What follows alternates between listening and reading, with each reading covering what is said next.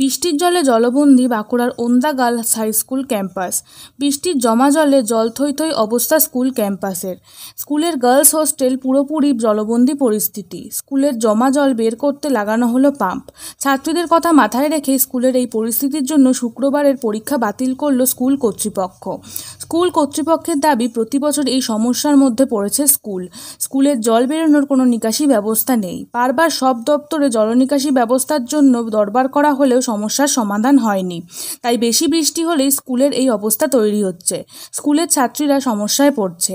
একই দাবি করেছেন স্কুলের সভাপতি। স্থানীয়দের দাবি, নিকাশি ব্যবস্থা না থাকার কারণেই এই পরিণতি হচ্ছে। বাঁকুড়া থেকে শাহজাহান আনসারির রিপোর্ট, বিশ্ব বাংলা নিউজ।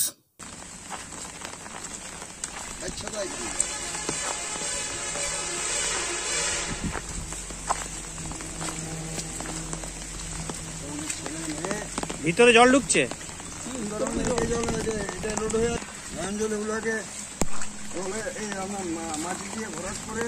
দাঁড়ান দাঁড়ান দাঁড়ান, আপনি পালাবেন না, দাঁড়ান। আপনি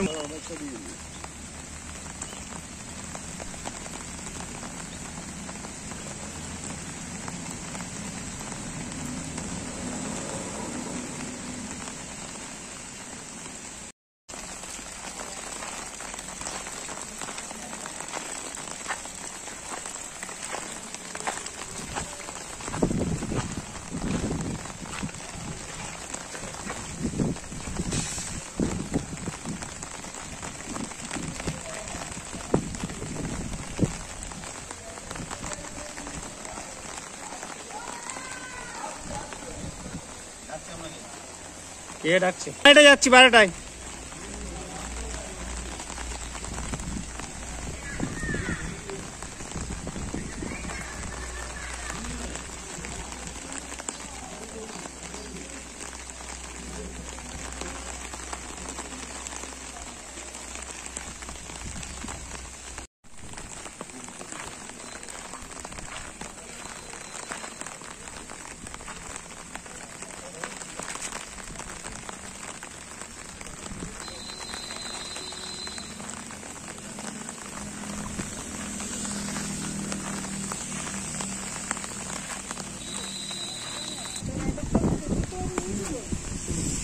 আপনি জল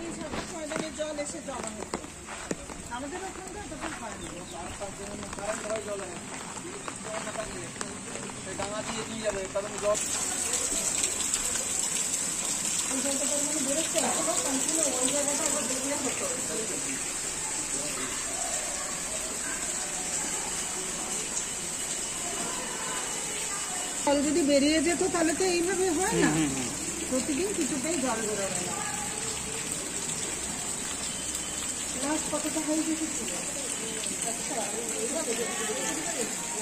জোরে বলবো, ওন্দা গার্লস স্কুল তো জলে ভাসছে কেন? জলে ভাসছে এই স্কুলের সামনে দুধারে রোড সাইডে যে দোকানদাররা এবং বাসিন্দারা তাদের নিজেরা জায়গা কিনে ঘর করে মাটি ভিজিয়ে নিজেদের স্বার্থ বজায় করেছে। স্কুলের কথা কেউ ভাবেনি। আর স্কুল শিক্ষা প্রতিষ্ঠান তার জন্য কেউ চিন্তা ভাবনা করেনি। প্রশাসন কি করছে? লোকাল প্রশাসনকে এই বিষয়ে জানানো হয়েছে। বিডিও সাহেব থেকে আরম্ভ করে পুলিশ থেকে সমস্ত রাজনৈতিক দলের নেতাদেরও জানানো হয়েছে। তারপরেও এই অবস্থা। কি অবস্থা দেখছেন? এই অবস্থা ছাত্রীরা থাকবে কি করে? এই অবস্থায় চলতে থাকলে ছাত্রছাত্রী দিয়ে তাদের অভিভাবক দিয়ে ডেকে তাদেরকে ছেড়ে দিতে হবে। স্কুলের হাল হবে এই অবস্থা। তারপরে স্কুলের প্রতি নানা রকম বঞ্চনা আসবে। এলাকার মানুষ ডেপুটেশন দিবে। কি অবস্থা হয়ে আছে এখন স্কুলে? যাচ্ছে তাই অবস্থায় এইরকম অবস্থা হলে স্কুল চলতে পারে না। কি নাম আপনার? স্কুলের অবস্থা তো মারাত্মক বাজে অবস্থা। দেখুন, এটা আজকের ঘটনা নয়, এটা দীর্ঘদিন ধরে এইভাবে হয়ে আছে। এই ড্রেনেজ সিস্টেমটা এই সোসাইটিতে কোনো জায়গায় নেই। বিভিন্নভাবে আমরা চেষ্টা করছি যে এটাকে কিভাবে জলটাকে পাস করা যায়, কিন্তু কোনো পরিস্থিতিতে আমরা সেটাকে পাচ্ছি না। প্রতি বছরই আমরা এই সমস্যার সম্মুখীন হচ্ছি। আমি আবেদন প্রতিটা কর্তৃপক্ষ দপ্তরে করেছি, তারাও যথেষ্ট সচেতন রয়েছেন, তারা যোগাযোগ রাখছেন। এই পরিস্থিতিতে এখন কি করা যায় সামনের দিকে আমরা চিন্তায় আছি এবং আমরা চিন্তা করছি যে এটা পরিস্থিতিটা তাড়াতাড়ি মানে ঊর্ধ্বতন কর্তৃপক্ষ এটা এফেক্টিভ মেজার নেবেন। পুরো ক্যাম্পাস তো জলে ডুবে আছে। পুরো ক্যাম্পাস জলে ডুবে আছে, যেহেতু এনএইচ এর পাশে কোনো ড্রেনেজ সিস্টেম নেই। সেই ড্রেনেজ সিস্টেম না থাকার জন্য জলটা পাস করতে পারছি না। লো লাইং গ্রাউন্ডে আমার স্কুল অবস্থান করছে। হোস্টেল তো জলপূর্ণ। হোস্টেল জলপূর্ণ হলেও হোস্টেলের নিরাপত্তার দিকটা চিন্তা করে বিভিন্নভাবে কার্বলিক অ্যাসিড, ফিনাইল দিয়ে এখন পর্যন্ত রাখা হয়েছে এবং এটা যাতে ছাত্রীদের যাতে কোনো অসুবিধা নয় সেদিকে আমরা সচেতন এবং আগামী দিনেও এটাকে করার জন্য আমি ঊর্ধ্বতন কর্তৃপক্ষ যেখানে যেখানে আছে সেখানে আমি যাওয়ার চেষ্টা করব এবং তারাও কথা দিয়েছেন এটা যে কোনোভাবে এটা করার চেষ্টা করছে। পুরো জলে ভর্তি তো হোস্টেলের ক্যাম্পাসটাতে জলে ভর্তি, ছাত্রীদের তো অসুবিধা একটা হবে। এখন এটাকে আমরা চিন্তা করছি যে কিভাবে করা যায়। আমি ভিডিও সাহেবকে আমরা ডেকেছি যে এই পরিস্থিতি যদি কোনো জায়গায় শিফটিং করে রাখা হয় তার ব্যবস্থা করা। আপনার নাম? আমার নাম চিত্ত। একটা বিরাট সমস্যা, কি বলবেন নাকি এই সমস্যা থেকে আপনারা কিভাবে আপাতত ছাত্রীদের একটু ইয়ে করবেন? দেখুন, আপাতত আজকে আমাদের পরীক্ষা চলছে, সেই পরীক্ষাটা আমরা ক্যান্সেল করতে বাধ্য হয়েছি। আগামীকাল পরিস্থিতির কিছুটা উন্নতি হলে আবার কালকে থেকে পরীক্ষা শুরু হবে। এই জল বার করে দেওয়ার জন্য আমরা বিডিও সাহেবকে গতকাল মেল করেছি। ডিপিও স্যার এসএসএম বাঁকুড়া তাকেও আমরা বিষয়টা জানিয়েছি। উনি বলেছেন লোকাল বিডিওকে আমি জানিয়েছি সেখান থেকে কিছু একটা পদক্ষেপ নেওয়ার জন্য। বিডিও স্যারের সাথে কথা হয়েছিল, উনি আজকে পাম্পিং করে জলটা বাইরে বার করে দেওয়ার জন্য একটা অ্যাটেম্প নিয়েছেন। পাম্প এসেছে, বসেছে, আমরা দেখছি। একটা ড্রেন বন্ধ ছিল কিছুটা, সেটা আমরা খুলে দিয়ে জলটা কিছুটা পাস অলরেডি করতে পেরেছি। এরপর দেখা যাক সারাদিনের মধ্যে বিভিন্ন প্রশাসনিক দপ্তরে আমরা জানিয়ে কিভাবে কি সুরাহা করতে পারি। সুরাহা তো করতেই হবে, এইভাবে জলমগ্ন অবস্থায় থাকা যাবে না। প্রত্যেক বছর তো আপনারা ফেসিং করছেন এই প্রবলেমটা। প্রত্যেক বছর আমরা জানিয়েছি, পঞ্চায়েত সমিতি, ডিএম অফিসে পর্যন্ত, গ্রিভেন্স সেলে আমি জানিয়েছি, কিন্তু এখনো পর্যন্ত এর কোনো সুরাহা আমি দেখতে পাচ্ছি না। এই বছরও এই অবস্থাটা ফেস করতে হবে আমি ভাবিনি।